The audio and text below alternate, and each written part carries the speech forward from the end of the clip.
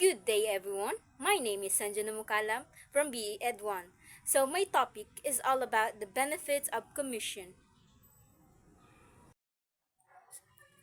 An advocate of positive physiology, Heather Lonzak, pointed out the number of benefits when people are compassionate. So, she said that kapag ang tao is may compassion sa sarili, sa ibang tao, is magkakaroon or nagkakaroon ito ng mas masaya or mas greater na kaligayahan, which is nagre-reduce naman ito ng depression sa isang tao.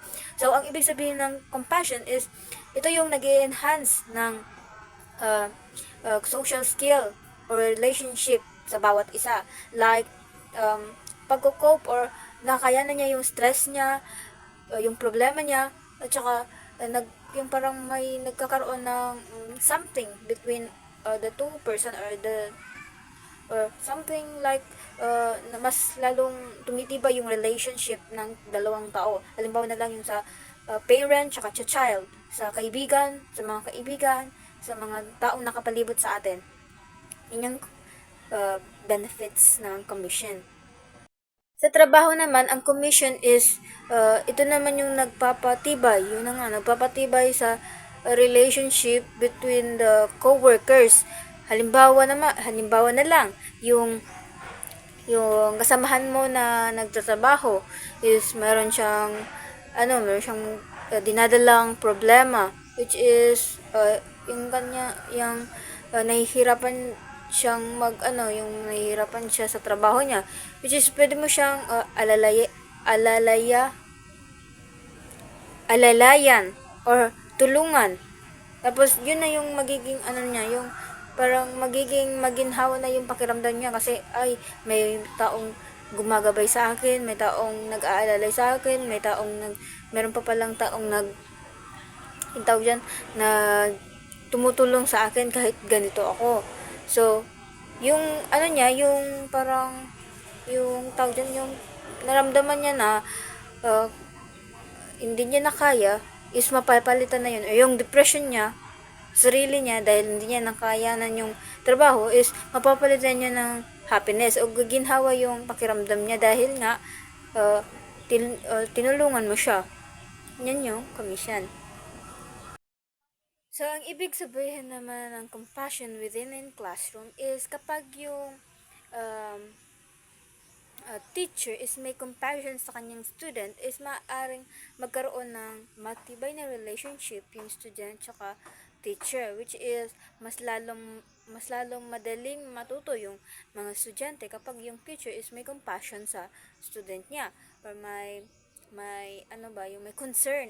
Lalo na din yung sa mga estudyante is with nakakapagtibay ito ay nakakaroon ng cooperation yung student kapag yung teacher is hindi masyadong strict, kaya madali lang yung madaling ma-approach yung isang teacher is madali ding yung student, yung madaling matuto yung isang estudyante.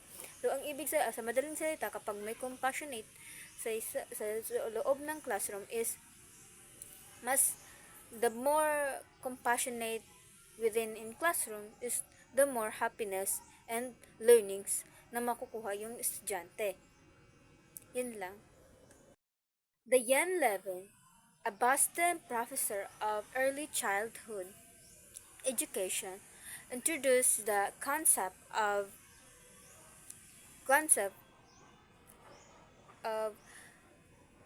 uh, compassion deficit disorder, which is itong tinutukoy na concept of compassion deficit disorder is nakikita ito sa mga bata or sa new generation, which is new generation which is itong tinutukoy na concept of compassion deficit disorder is nakikita ito sa mga bata or sa new generation, which is new generation.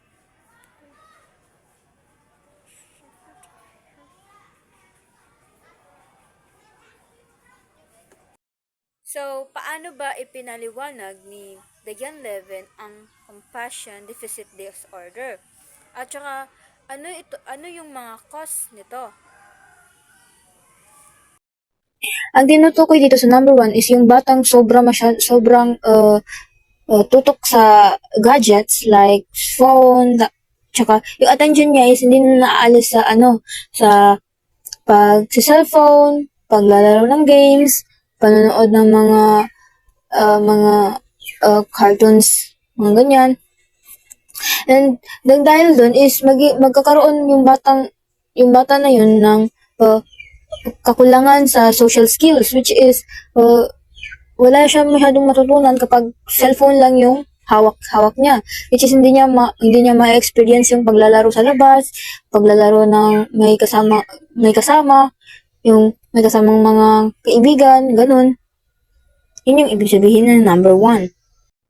Ang ibig sabihin naman ng nasa number 2 ay tinutukoy dito yung kung paano ma-expose ng bata or ma-adapt ng bata yung mga negative na pangyayari sa kanyang paligid, which is kung ano yung nakikita niya, halimbawa kung ano nakikita niya sa parents niya, kung halimbawa nag-aaway yung parents niya tapos nakikita niya yun parati, tapos pwede niya yung gayahin at gawin sa ibang tao, or yung kawalan galang sa mga matatanda, tapos parating nakikita yun ng mga bata, or yun, ma-adapt nila yung mga negative effect or mga negative na pangyayari kung saan igagawin nila sa ibang tao. Yun, sa number 3 is kapag yung bata is nakakapanood ng mga ng mga laruan sa TV or commercial. Commercial yung toys. So, pwedeng gayahin na lamang ng bata yun, or yun na lang yung yung gayahin niya, which is magiging result yun ng pagkawala ng imagination ng bata, kasi nga nanggagaya na lang siya, hindi niya ginagamit yung sarili niyang imagination para makipaglaro or makapaglaro siya nang siya lang. So maaring mawalan sila ng yung pagiging malikhain. Number 4 is ito yung nararanasan parati ng mga magulang, which is parati silang stress, lalo na kapag ini-interrupt sila ng mga kanilang mga anak, which is mas maladagdagan yung stress nila. Stress na gani sila sa kanilang trabaho or sa bahay, dagdagan pa ng anak nila. So yung way nila na para makulangan yung nila, or para hindi sila ma-stress sa kanilang anak, is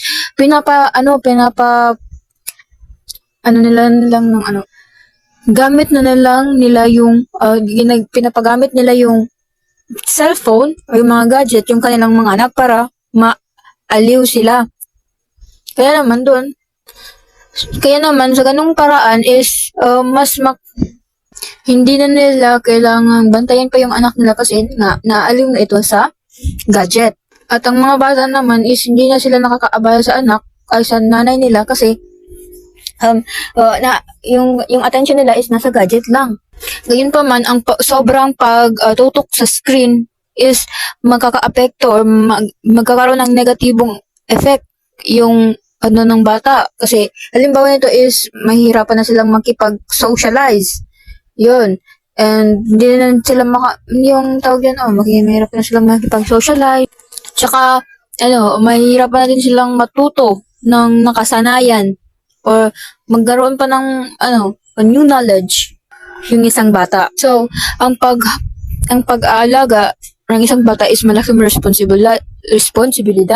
Kaya naman dapat magbigay din tayo or magbigay din yung parents ng ilalaan nila na oras para sa kanilang mga anak. Kapag yung bata is sobrang inistriktuhan, or yung magulang lang yung nag-decision kung ano yung gagawin ng isang bata, is maaaring mawalan ng sariling decision yung isang bata, sariling opinion sa kanyang sarili, yung parang hindi niya makontrol yung sarili niya kasi yung magulang yung nagko-control sa kanya. So ang tandaan is Ang laging tandaan, ang isang magulang is maaring hindi naman masama yung pag-oorganisa or pag-control sa bata or pag-strict sa kanyang anak. Ang mahalaga is dapat sa lahat ng gawain ng isang magulang or isang anak is dapat balanse. Ang dapat talagang gawin ng magulang is yung suportahan at bigyan ng advice yung kanilang mga anak kung ano man ang mga gusto nito. At kapag naman sobra naman yung sobra naman yung pagbibigay ng kalayaan ng isang magulang sa kanyang anak is magiging